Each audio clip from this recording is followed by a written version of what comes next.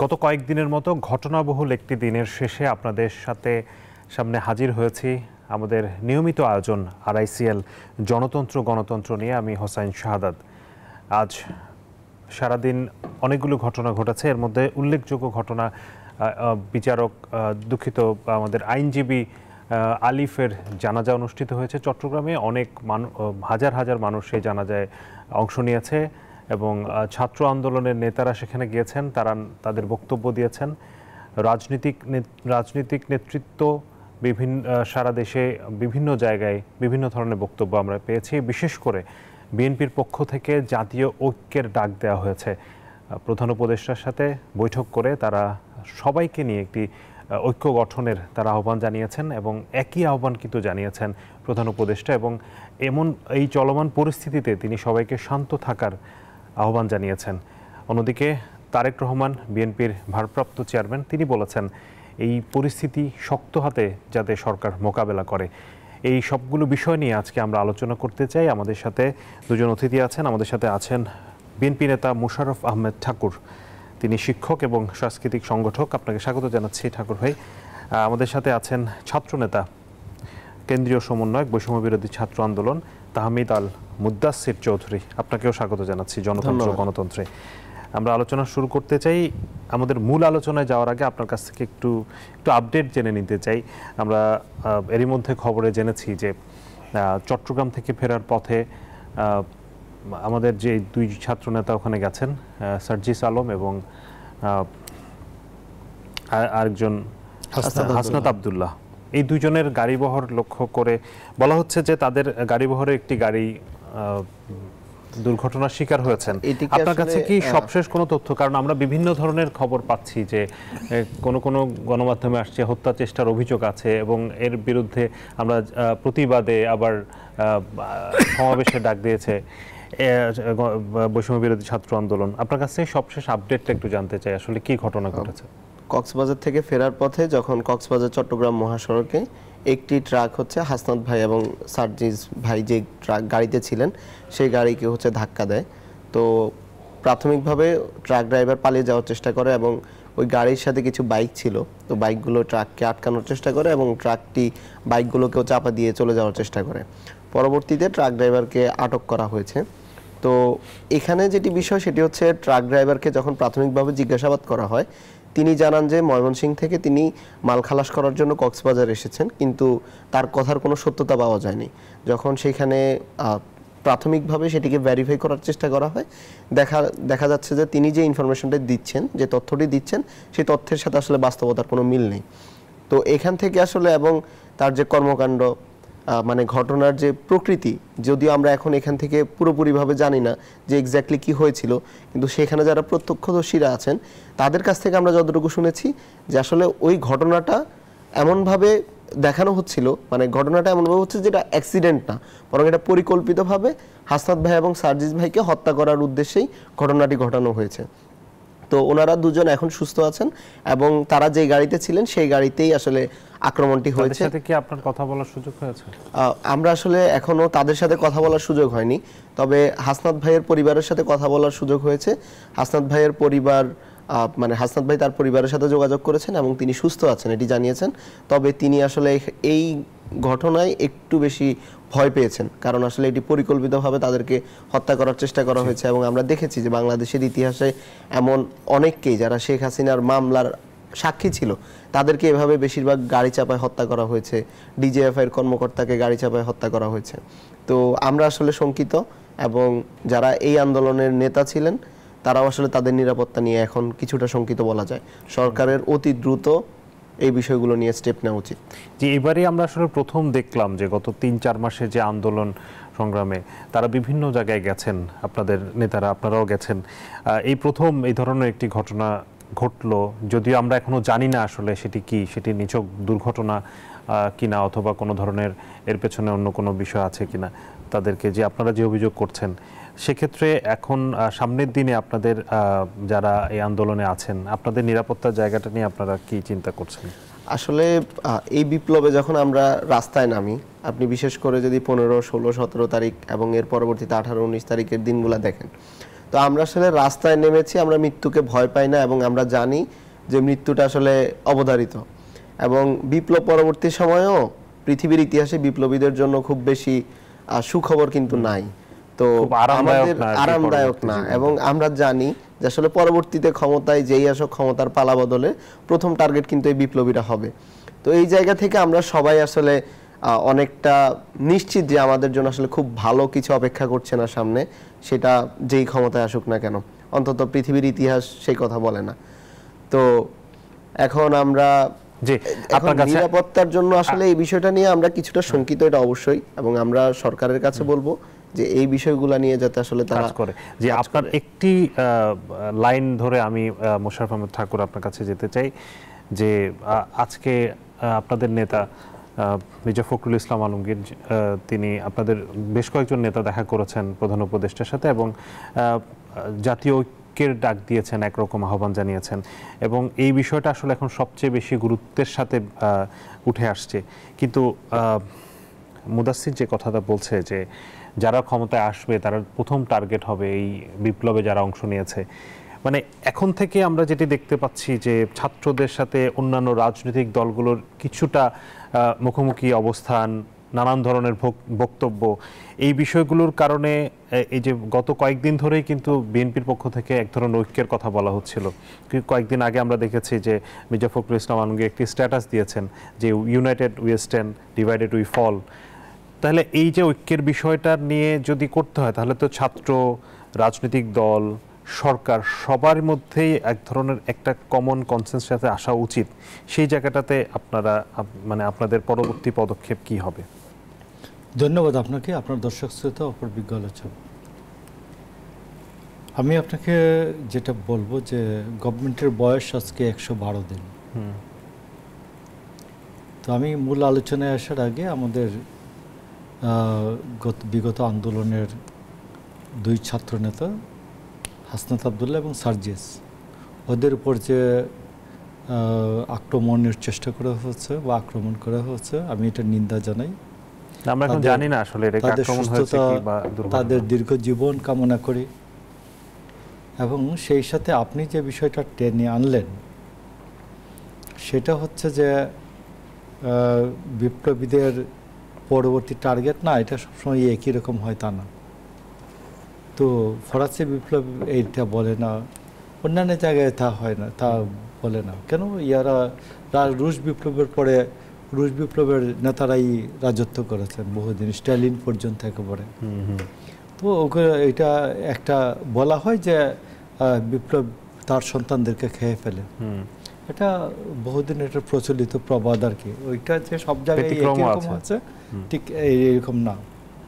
তো আমি আপনাকে যে জিনিসটা নজরে আনতে চাই, জাতীয় ঐক্যের যে প্রশ্নটা, জাতীয় ঐক্যের প্রশ্নটা 8 তারিখে 8ই আগস্ট যে এই গভর্নমেন্ট যখন শপথ নিলেন, এবং ওই সময় তারা গভর্নমেন্টের কিন্তু বেসিক্যালি রাজনীতি কোনো বিরাম বলে কিছু নাই, বিরতি বলে কিছু নাই। তো সেই ক্ষেত্রে আমি আপনাকে বলবো যে এই জাতীয় ঐক্যের ডাকটা প্রথম সপ্তাহেই, প্রথম দিবসেই বা প্রথম 3 দিনের মধ্যেই এটা সরকার দেওয়ার কথা ছিল, জাতীয় ঐক্যের ডাক। কারণ এই গভর্নমেন্টের যে উৎপত্তি বা অবস্থানটা, এটা জাতীয় ঐক্যের উপর নির্ভর করে। এবং আপনি দেখবেন যে 5 তারিখে যে এই ঐক্যের কথা কিন্তু ডক্টর মোহাম্মদ ইউনূস প্রথম থেকে কিন্তু ওনার প্রথম বক্তব্য থেকেই আমরা শুনে আসছি যে সবাইকে ঐক্যবদ্ধ হতে হবে, এরকম সুযোগ আর আসবে না, সবাই মিলে একটা নতুন বাংলাদেশ তৈরি করতে হবে, এটা কিন্তু উনি বলে আসছেন। কিন্তু আমরা পরবর্তীতে দেখলাম যে নানান ধরনের বিভেদ বিভিন্ন দিক থেকে আসছে, ছাত্রদের থেকে, রাজনৈতিক দলগুলো থেকে। এটার কতগুলো ভিজুয়ালাইজ বিষয় আছে, ভিজুয়ালাইজ, এটা অ্যাবস্ট্রাক্ট একটা জিনিস। আমি বললাম আমি চ্যানেল আই যেতে চাই, চ্যানেল আই যেতে চাই, চ্যানেল আই যেতে চাই, সরি চ্যানেল নিউজ 24 যেতে চাই, আমি উদ্যোগ গ্রহণ করলাম না, কিয়ামত পর্যন্ত তো আমার নিউজ 24 আসা হবে না। তো নিউজ 24 যেতে চাই, হেঁটে যেতে চাই, বাসে যেতে চাই, কিভাবে যেতে চাই, রিক্সায় যেতে চাই, একটা তো বলতে হবে আমাকে, এটা পথ বলতে হবে। তো ইয়াতে কী বলে যে জাতীয় ঐক্যের যে বিষয়টা, জাতীয় ঐক্যের বিষয়টা শুধুমাত্র মুখে বললে হয় না, জাতীয় ঐক্যের উদ্যোগ নিতে হয়, জাতীয় ঐক্যের জন্য পদক্ষেপ নিতে হয়। আপনার নিশ্চয়ই আপনি দেখবেন যে 1969-এ আইয়ুব খানের বিরুদ্ধে যখন গণ অভ্যুত্থান হলো, তিনি গণ অভ্যুত্থানের পরে তার ক্ষমতাচ্যুত হন। তিনি গণ অভ্যুত্থানটা হয় জানুয়ারি মাসের 20 থেকে 24 তারিখ পর্যন্ত। তো তিনি এরপরে বিভিন্ন রাজনৈতিক দলের নেতাকে ছেড়ে দিলেন। দেওয়ার পরে উনি 25শে ফেব্রুয়ারি লাহোরে গোলটেবিল বৈঠকের আহ্বান জানালেন। এইটা হয়ে আবার 10ই মার্চ থেকে শুরু হলো এবং গোলটেবিল বৈঠকের পরে তিনি 23শে মার্চ ক্ষমতা ছেড়ে দিলেন 69। তো এই যে কোনো সময় যে কোনো অবস্থাতে আমি আপনাকে বলতেছি, যেমন জিয়াউর রহমান মারা যাওয়ার পরে আপনি ইতিহাস খুলে দেখবেন যে জাস্টিস সত্তার as vice president, acting president হওয়ার পরেই সমস্ত রাজনৈতিক দলগুলোকে নিয়ে বসলেন বঙ্গভবনে, একত্রে বসলেন। তো এটা আপনাকে মুখে বললে তো হবে না, এটার উদ্যোগ বলতে হবে যে আপনার সবাই আসুন, একসাথে বসি। এবং দ্বিতীয় বিশ্বযুদ্ধ পর্যন্ত আলোচনার মাধ্যমে শেষ হয়েছে, সংলাপের মাধ্যমে শেষ হয়েছে।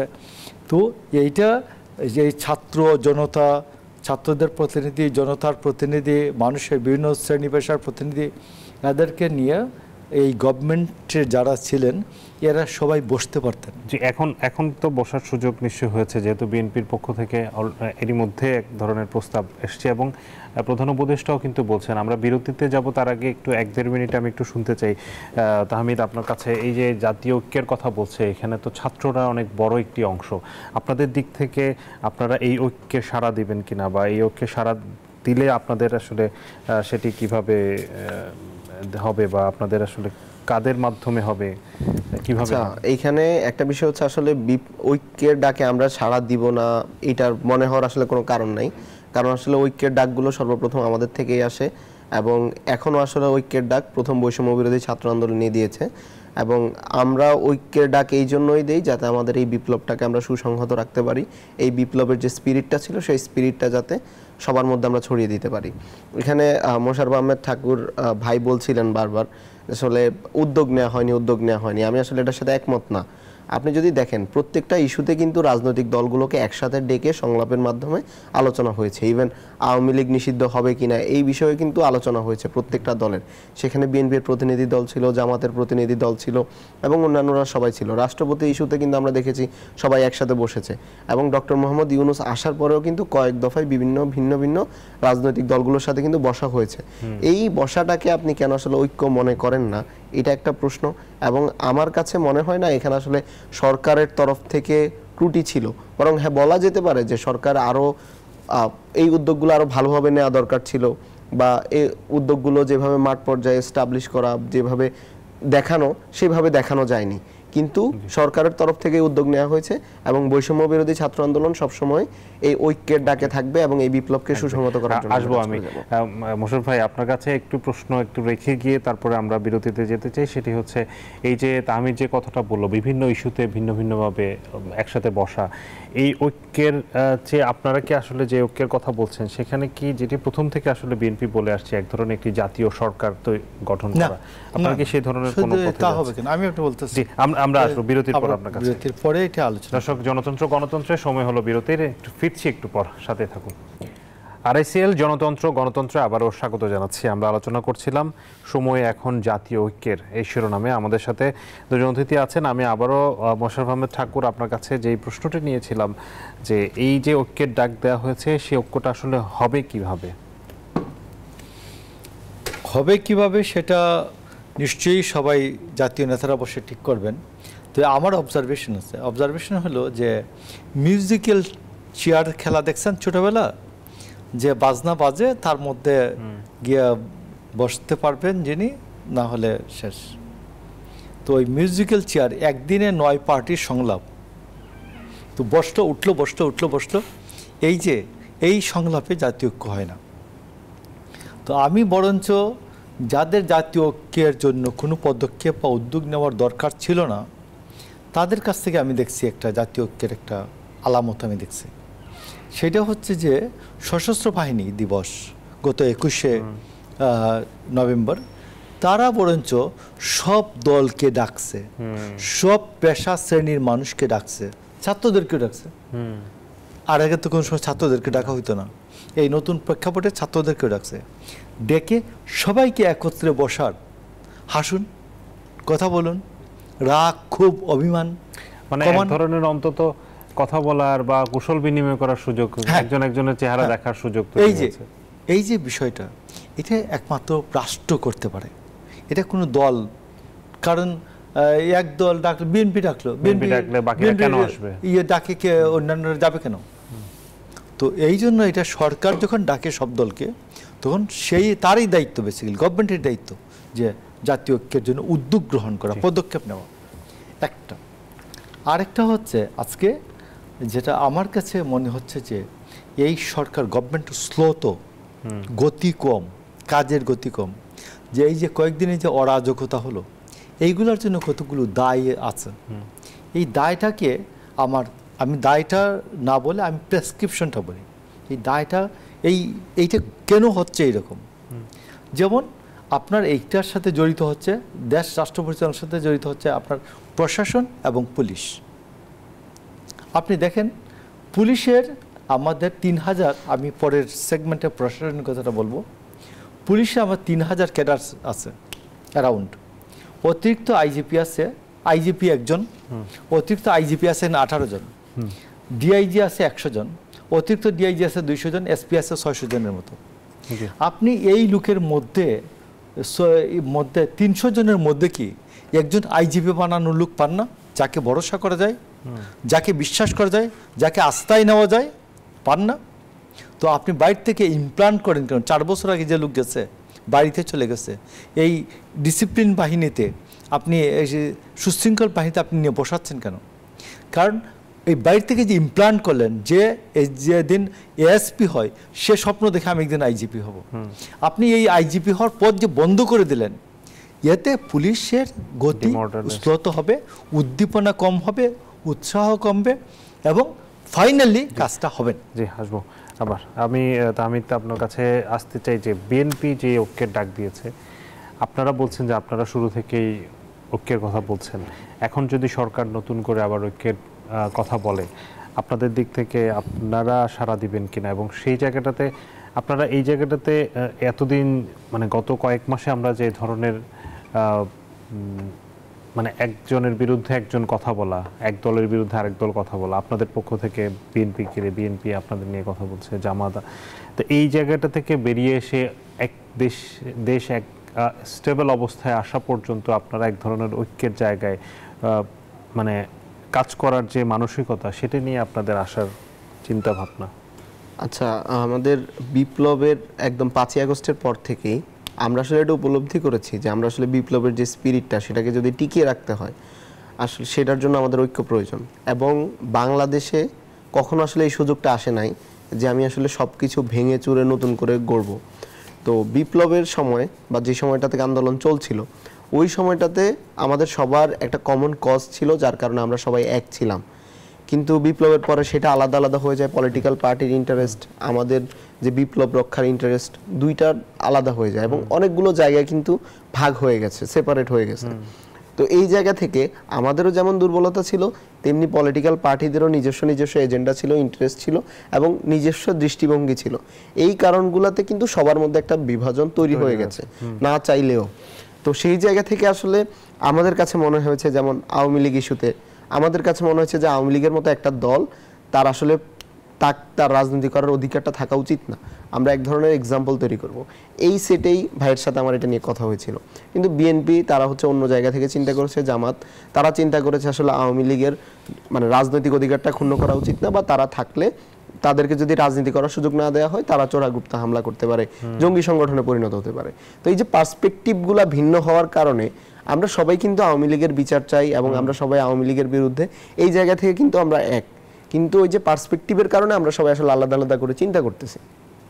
তো এখন আসলে যার কারণে আসলে একজন আরেকজনের বিরুদ্ধে বক্তব্য দেয়া বা কিছুটা হচ্ছে এক ধরনের রাজনৈতিক পরিবেশ তৈরি হয়ে যাওয়া। কিন্তু এখন তো আসলে দেশের স্বার্থে দেশ যেভাবে করে আসলে ধ্বংসের পথে চলে যাচ্ছে, মানুষ সাধারণ মানুষের মধ্যে স্বস্তি নেই, শান্তি নেই, সাধারণ যে জীবন যাপন মানুষ যে করবে সেটি মানুষ করতে পারছে না। সেই জায়গাটাতে আপনাদের এখন দায়িত্বশীল অনেক বেশি ভূমিকা রাখা দরকার। আমরা এই জায়গাটা উপলব্ধি করেই আমরাই কিন্তু সর্বপ্রথম ঐক্যের ডাকটা দিয়েছি এবং সকল যে ছাত্র সংগঠনগুলো আছে, যেহেতু বৈষম্য বিরোধী ছাত্র আন্দোলন সরাসরি ছাত্রদের মাধ্যমে ছাত্রদের মধ্য থেকে উঠে আসা একটা প্ল্যাটফর্ম, এবং আমাদের যেই জায়গা, আমাদের যতটুকু আমরা কাজ করতে পারবো সেই জায়গা থেকে আমরা প্রত্যেকটা ছাত্র সংগঠনকে ডেকেছি, বিশ্ববিদ্যালয় পর্যায়ে, জাতীয় পর্যায়ে, এবং এই জায়গাগুলোতে কিন্তু আমরা কাজ করছি। এবং আমাদের কাজের জায়গা অনুযায়ী আমরা দেখেছি যে প্রত্যেকটা রাজনৈতিক দল সাড়া দিয়েছে, এবং আমরা আগামী এক সপ্তাহ একটা ঐক্যের সপ্তাহ হিসেবে থাকবো, যেখানে সংহতি সপ্তাহ, যেখানে প্রত্যেকটা রাজনৈতিক দল তারা এক থাকবে, একসাথে কাজ করবে। এবং তার ফলাফল হিসেবে আমরা দেখতে পেরেছি যে আমাদের মধ্যে নতুন করে উদ্দীপনা শুরু হয়েছে, নতুন করে দেশকে একসাথে এগিয়ে নিয়ে যাওয়ার এবং চ্যালেঞ্জগুলোর রাজনৈতিক দলগুলোর সাথে বসার জন্য আপনারা প্রস্তুত আছেন? অবশ্যই, মানে রাজনৈতিক দলগুলোর সাথে আলোচনা করার জন্য আমাদের একটা হায়ারার্কি অলরেডি তৈরি হয়ে গেছে, যে নাগরিক কমিটি তারা বসবে, এবং যদি প্রয়োজন হয় যে বৈষম্য বিরোধী ছাত্র আন্দোলন রাজনৈতিক দলগুলোর সাথে বসা উচিত কোনো একটা ঐক্যে আসার জন্য, অবশ্যই আমরা ওই জায়গাতে সবসময় ওপেন থাকবো। জি, ফিরবো আপনাদের কাছে। আরেকটি বিরতির সময় হয়েছে। দর্শক, RICL জনতন্ত্র গণতন্ত্রে আরও একটি বিরতি নিচ্ছি, ফিরছি একটু পর।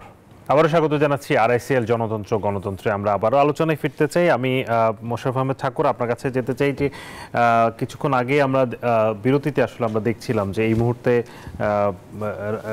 রাজু ভাস্কর্যের সামনে বৈষম্যবিরোধী ছাত্র আন্দোলনের নেতারা আন্দোলন করছেন এবং তারা বক্তব্য দিচ্ছেন। তারা বারবার একটি কথা বলছেন, আসলে এই যে দুর্ঘটনা হয়েছে সার্জিস আলম এবং হাসনাত আবদুল্লার উপর, সেটার প্রেক্ষিতে তারা বলছেন যে এই যে ভারতকে বারবার তারা দোষারোপ করছেন, দিল্লিকে দোষারোপ করছেন, এবং এই যে ঘটনাগুলো ঘটছে এটার পেছনে ভারতের ইন্ধন আছে বা তাদের এক ধরনের ষড়যন্ত্র আসছে বলে বিভিন্নভাবে বিভিন্ন বক্তব্যে আসছে। ভারতের এই জায়গাটাতে আমরা আসলে শুরু থেকে এক ধরনের বাংলাদেশের সাথে বৈরিতাপূর্ণ বক্তব্য দিতে শুনছি, অবস্থান দিতে শুনছি।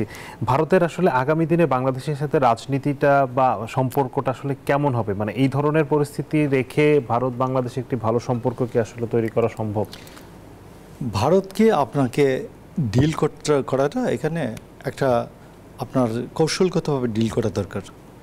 প্রথম কথা হচ্ছে যে ভারতের আধিপত্যবাদী যে সাউথ ব্লক আছে, এরা চায় বাংলাদেশকে তাদের করতলগত রাখতে, পারলে প্রধানত রাখতে। এটার বিরুদ্ধে একটা মাত্রই ঔষধ, সেটা হচ্ছে বাংলাদেশের মানুষের বৃহত্তর জাতীয় ঐক্য। তাইলে বাংলাদেশ ওই সাউথ ব্লককে মোকাবেলা করা সম্ভব। আরেকটা হচ্ছে আমাদের সামাজিক আন্দোলন, প্রচার, প্রপাগান্ডা, যে ভারতের জনগণকে, যেমন সে ধরেন ভিয়েতনাম যুদ্ধের সময় আমেরিকার জনগণ কিন্তু ভিয়েতনাম যুদ্ধের পক্ষে ছিল না, বুঝছেন? তো সেই ক্ষেত্রে আপনি দেখবেন যে ইন্ডিয়ার জনগণ যাতে এই ইন্ডিয়ার জনগণের সাথে আপনি আলাপ করে দেখবেন, ইন্ডিয়ার জনগণ কিন্তু এইরকম আধিপত্যবাদী দৃষ্টিভঙ্গি বহন করে না। তো সেই ক্ষেত্রে আমার সবার দায়িত্ব হচ্ছে ইন্ডিয়ান জনগণ যেন এই ভারতীয় আধিপত্যবাদীদের যে গোষ্ঠী যেটা আছে, আধিপত্যবাদী গোষ্ঠী, এই গোষ্ঠীটার সাথে তারা একমত পোষণ না করে, এই জন্য আমাদের প্রচার দরকার। আর একটা আমি আপনাকে বলি যে বাংলাদেশে এই সময়টা ক্রান্তিকালে যে আরেকটা জিনিসটা আমি আপনাকে আনি 1 মিনিটে লাগবে, সেটা হচ্ছে আমাদের প্রশাসনকে আর সচল করা দরকার। এবং প্রশাসনের গতি শ্লথ, প্রশাসনের গতি অদক্ষ। এটা কেন হলো এই সময়? এটা হচ্ছে যে আমাদের প্রশাসন ক্যাডার প্রায় 6,000 লোক আছে।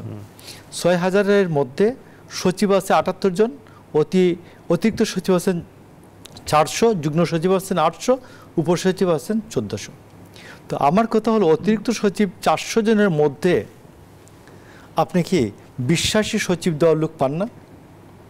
আপনার 112 দিনের মধ্যে 78 জন সচিব আছে যারা খুনির সাথে জড়িত নাই, লুটপাটের সাথে জড়িত নাই, এবং যারা পুকুর চুরি করে নাই। এরা ছাড়া বাকিদেরকে আপনি কনফিডেন্সে নেন, বাকিদেরকে তো কনফিডেন্সে নেওয়া যায়, কনফিডেন্সে নেন, বিশ্বাসে নেন। যদি কেউ বিপদে হাঁটে, বিপদে সংযোগ লক্ষ্য করা যায়, ফায়ার বাড়ি পাঠাই দিবেন সাথে সাথে। কিন্তু আপনাকে ইনডিসিশনে ভুগলে হবে না, চলবে না, রাইট। স্লো তো হয়ে আপনার কাছে চলবে না। শেষে 1 মিনিটের আমার জন্য মনে হয় যে প্রশাসন গতি বাড়ানোর জন্য আরো উদ্যোগ নেওয়া দরকার, এবং আপনার যে অবসরপ্রাপ্ত লোকজনকে এসে যে ইমপ্ল্যান্ট করছেন এই যে পদ্ধতিটা, এটা বাদ দিতে হবে। এই আইডিয়াটা প্রশাসনকে গতি বাড়ানোর জন্য it's not a good idea. জি, এটা নিয়ে আপনার সাথে আপনার কাছে শেষে আমি 1 মিনিটের জন্য আসবো। আমি এই মুহূর্তে তামিদের কাছে যেতে চাই যে এই যে ভারতের যে ষড়যন্ত্রের কথা আপনারা বিশেষ করে ছাত্ররা বারবার বলছেন, 5ই আগস্টের পরে আমরা দেখেছি যে ভারতের বিরুদ্ধে এক ধরনের প্রচারণা ছাত্রদের দিক থেকে এসেছে, 7 সিস্টার্স আলাদা হয়ে যাবে, এই ধরনের চিকেন নেক নিয়ে বক্তব্য আসছে, বিভিন্ন ধরনের বক্তব্য আসছে। অনেকে বলছেন যে এই ধরনের বক্তব্য আসলে ভারতকে আরো বেশি খেপিয়ে দিয়েছে। আপনিও কি তাই মনে করেন কিনা, এবং ভারতের সাথে আসলে আমাদের সম্পর্কটা এখন কেমন হওয়া উচিত? আচ্ছা, একটা বিষয় হচ্ছে আপনি যেটা বলছেন যে এটা 5ই আগস্টের পরে আসছে, বিষয়টা আসলে এরকম না, বরং আমরা এটা আসলে ওপেন সিক্রেটের মতো ছিল যে বিগত সময়ে যে বাংলাদেশে কেউ ভারত ওপেনলি এই ধরনের কথা বলেনি এর আগে। মানে ঢাকাতে কে ক্ষমতায় বসবে এটা দিল্লিতে বসে এটা ডিসিশন হয়, সিদ্ধান্ত হয়। এটা কিন্তু অনেক পুরাতন একটা জোকস, এবং আপনি যদি আপনার ভারতীয় ফ্রেন্ডদের সাথে কথা বলেন তারা এটা আপনাকে খুবই প্রাউডলি বলবে যে তোমাদের ঢাকাতে কে বসবে এটা আমরা দিল্লিতে বসে ঠিক করি, এবং এটা সত্য। রাজনীতিবিদরা এটা বলবে না। এখন আমরা একটা সিস্টেমকে চ্যালেঞ্জ করে এখানে টিকে আছি, এবং আমরা যদি সেই সিস্টেমের দাসত্ব করি তাহলে কিন্তু সেটার আলটিমেটলি কোনো ফলাফল আসবে না। আমরা আসলে ওপেনলি এই কথাগুলো এই জন্যই বলি যে দিল্লির যে দাসত্ব আছে সেই দাসত্ব থেকে আমরা সত্যিকারে বের হইতে চাই, এবং রাজনীতিবিদরা কিন্তু এই কথা বলতে পারবে না, সরকার এই কথা বলতে পারবে না, কারণ তাদেরকে আসলে ফিল্টারিং করে অনেক কিছু মেনটেন করে এই কথাগুলো বলতে হয়। ওই জায়গাতে আমরা সরাসরি এই কথাগুলো এই জন্যই বলি যাতে মানুষজনের যে সচেতনতা, মানুষ কিন্তু সবাই ইন্ডিয়া যে বাংলাদেশকে কিভাবে নিয়ন্ত্রণ করে এটা কিন্তু ওপেন সিক্রেট, সবাই জানে, সত্য। এবং বাংলাদেশের প্রত্যেকটা জিনিস, যে হাসিনা কিভাবে এখানে ক্ষমতায় টিকেছিল, কার মাধ্যমে টিকেছিল, হাসিনাকে কেন এখন ভারত জায়গা দিল, চিন্ময়কে অ্যারেস্ট করার সাথে সাথে কেন ভারত থেকে স্টেটমেন্ট আসলো, এগুলা কি আমরা বুঝি না? এগুলা কি মানুষ বুঝে না? তারপরেও কিন্তু আমাদের পলিটিক্যাল পার্টি কিংবা হচ্ছে পররাষ্ট্র মন্ত্রণালয় তারা কিন্তু এই জায়গাগুলোতে চুপ করে থাকে। এখন কথা হচ্ছে 7 সিস্টার্স কিংবা চিকেন নেক, এই বক্তব্যগুলোকে আমি পার্সোনালি সমর্থন করি না। কেউ যদি আমার দেশের সার্বভৌমত্ব নিয়ে কথা বলে সেটা যেমন আমার আঘাত লাগবে, তেমনি আমি ভারতের সার্বভৌমত্ব নিয়ে কথা বললেও সেটা প্রবলেমেটিক, এবং আমার কখনো আরেকটা দেশের সার্বভৌমত্বকে আক্রমণ করে কথা বলা উচিত না। কিন্তু ভারতের যে আধিপত্য, যে আমাকে দাস বানানোর যে প্রবণতা, সেটা নিয়ে আমাকে অবশ্যই কথা বলতে হবে। এবং ভারতের জন্য একটা ছোট্ট মেসেজ, সেটা হচ্ছে এই বাংলাকে কখনো ভারত দিল্লি থেকে শাসন করা যায় নাই এবং কখনো যাবে না, এবং সেটি বাংলার জনগণ আসলে মেনে বাংলার জনগণ সেটা কখনো মেনে নেবে না। একটি বিষয়ে একটু আসতে চাই যে মোশাররফ ভাই যে প্রসঙ্গটি এনেছেন প্রশাসনকে শক্তিশালী করা, সরকারের ভূমিকা নিয়ে আপনারা যে সরকারকে আসলে এক ধরনের আহ্বান করে নিয়ে এসেছেন, বিশেষ করে ডক্টর মোহাম্মদ ইউনূসের হাতে আপনারা দেশটাকে তুলে দিয়েছেন। তিনি একজন যোগ্য মানুষ, কিন্তু সরকারের এক ধরনের নমনীয়তা আছে বলে সবাই অভিযোগ করছে। সরকারকে আসলে শক্ত হাতে এই মুহূর্তে আসলে আরো বেশি একটু কঠোর হওয়া দরকার কিনা? আসলে একটা গভর্নমেন্ট তখনই শক্ত হতে পারবে যখন তার সবগুলো অর্গান সঠিকভাবে ফাংশন করবে। বাংলাদেশে এখন যে পরিস্থিতি আছে এই পরিস্থিতি কিন্তু অন্য কখনো হয় নাই। পৃথিবীতে আসলে কয়টা দেশ কিংবা কয়টা গভর্নমেন্ট এই ধরনের পরিস্থিতি ফেস করেছে সেটা আসলে খুঁজে দেখা দরকার। এবং আপনি দেখেন পুলিশ থেকে শুরু করে প্রশাসনের কোনো অর্গানে ঠিকমতো কাজ করছে না। আপনি যে কোনো কিছুকে আসলে শক্ত হাতে দমন করবেন তার জন্য আপনার তো 5টা আঙ্গুল, আপনার হাতগুলো ঠিকভাবে ফাংশন করা লাগবে। সেই কাজ সেগুলো কিন্তু ঠিকমতো কাজ করতে পারছে না। সেখানেও কি সঠিক সিদ্ধান্ত নিতে পারছে? যেটি এখানে আসলে বলছিলেন যে মোশাররফ আহমেদ ঠাকুর ভাই যে আলাপগুলো আনছিলেন বা যে কথাগুলো বলছিলেন এগুলোর সাথে আমি আসলে একমত কিছুটা, যে আসলে সরকার এই জায়গাগুলোতে আরো এফেক্টিভ সিদ্ধান্ত নিতে পারতো। ভিতর থেকে সিস্টেমের ভেতরে যে ভালো মানুষগুলো আছে যারা আসলে সঠিকভাবে কাজ করতে পারতো তাদেরকে এখানে বসানোর মাধ্যমে এই জিনিসগুলোকে ভালোভাবে অ্যাক্টিভ করা যেত। যারা আসলে রিটায়ারমেন্টে চলে যায় তারা কিন্তু পুরো সিস্টেমটা থেকে বিচ্ছিন্ন থাকে, এবং তাদেরকে নতুন করে বসানোটা, তাদেরকে আবার অ্যাক্টিভ করা, তাদের এনার্জির বিষয়টা, এগুলো আসলে ঠিকভাবে কাজ করে। 30 সেকেন্ডে একটু কিছু অ্যাড করতে। আমি বলছি যে ধরুন একটা লোক যে 10 বছর 12 বছর আগে প্রশাসন থেকে চলে গেছে, এই 10 বছরের মধ্যে উনি যাদেরকে চিনতেন জানতেন এরা ম্যাক্সিমাম ওয়াশ আউট হয়ে গেছে, তো উনার কমান্ডটা তো ওইভাবে থাকবে না। তো ফর দ্যাট রিজন এই সরকারে এখন যে স্লোত যে ক্যাবিনেট সেক্রেটারি 10 বছরের পুরাতন, সংস্থাপন সচিব 12 বছর আগে রিটায়ারমেন্টে গেছেন, অন্যান্য সচিব 5জন 7জন সচিব আনছেন নতুন করে ইমপ্লান্ট করছেন, এগুলো 12-14 বছর আগে রিটায়ারমেন্টে গেছেন। এগুলো রীতিমতো পত্রিকাও পড়ে নাই এবং গত 14 বছরে যে নির্যাতন হয়েছে, নিপীড়ন হয়েছে, এর বিরুদ্ধে একটা স্ট্যাটাস দিয়ে বলেন না এগুলো সঠিকভাবে আসলে কিছুটা পরিবর্তন রদবদল আপনারা চাচ্ছেন। আপনাদেরকে অসংখ্য ধন্যবাদ জনাব মোশাররফ আহমেদ ঠাকুর এবং জনাব তাহমিদ আল মুদাসসির চৌধুরী আমাদেরকে সময় দেওয়ার জন্য। দর্শক আপনাদেরকে অসংখ্য ধন্যবাদ। RICL জনতন্ত্র গণতন্ত্রে আপনারা আমাদের সাথে ছিলেন। কালকে একই সময় আবারও দেখা হবে। সে পর্যন্ত ভালো থাকবেন। শুভরাত্রি।